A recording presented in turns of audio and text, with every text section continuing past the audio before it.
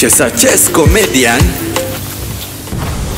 Kushangaa sana. Unanishangaa na nini? Yaani wewe, hebu kwanza nikuulize. Yaani chips ya shilingi 10 peke yake inafanya unaingia box ya ule mwanaume. Mimi hata siwezi. Wewe unafikiria ni 10 bob peke yake? Bwana ule mtu ako na ndizi. Ati ako na nini? Ako na ndizi. Utafinywa.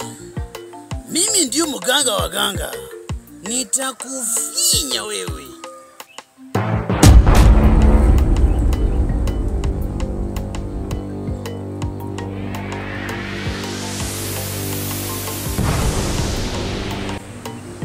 Binti yangu. Naam baba. Sasa tumeshafika kwenye ulimwengu wa kimapenzi na kuchemsha damu. Ndio baba. Kwa hivyo sasa kuna mgeni ameingia kwa hiki kitongoji. Tunafaa tumshughulikie kama ipasavyo. Ndio baba. Nimemuona kuna maneno mengi kama chiriku. Lazima tumfinye.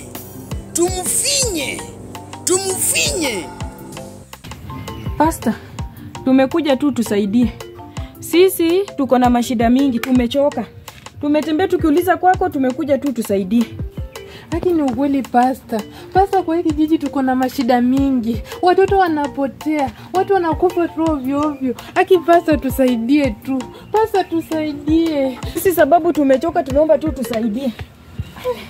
Kuja tu hata hapa nje tuongee tu na wewe ili utusaidie.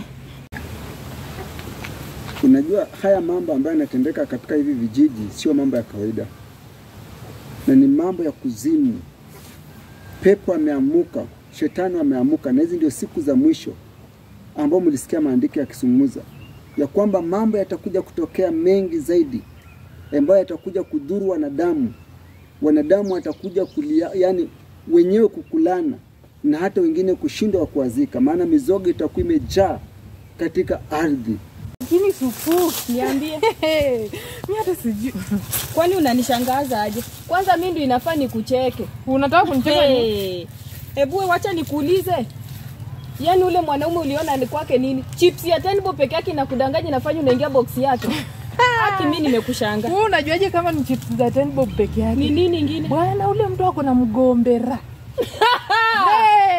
Huwezi elewa. Wewe nini? Wanani wewe nani? Mlizaje jamani? Stop. Songa huko. Jamani.